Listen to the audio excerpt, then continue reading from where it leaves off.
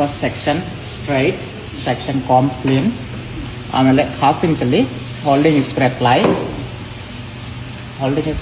ಆದಮೇಲೆ ಈ ಥರ ಸ್ಮಾಲ್ ಸೆಕ್ಷನ್ ಕ್ಲಿಪ್ಪಲ್ಲಿ ಸೆಕ್ಷನ್ ಲಾಕ್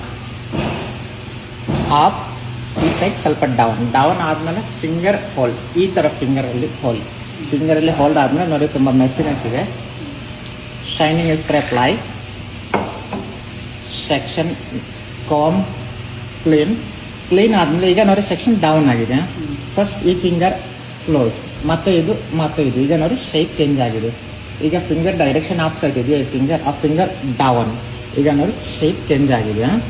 ಆಮೇಲೆ ಇಲ್ಲಿಂದ ಸ್ವಲ್ಪ ಡೌನ್ ಸ್ಪ್ರೈಡ್, ಸೊ ಏನಾಗುತ್ತೆ ಫೋರ್ಹೆಡ್ ಕವರ್ ಆಗುತ್ತೆ. ಫೋರ್ಹೆಡ್ ಕವರ್ ಆದಮೇಲೆ ಯು ಪಿನ್ ಇಲ್ಲಾಂದರೆ ಸ್ಟೀಕಲ್ಲಿ ಸೆಕ್ಷನ್ ಹೋಲ್ಡ್ ಆದಮೇಲೆ ಈ ಸೆಕ್ಷನ್ ಹಂಗೆ ಬ್ಯಾಕ್ ಸೈಡಲ್ಲಿ ಬಾಬಿ ಪಿನ್ ಲಾಕ್.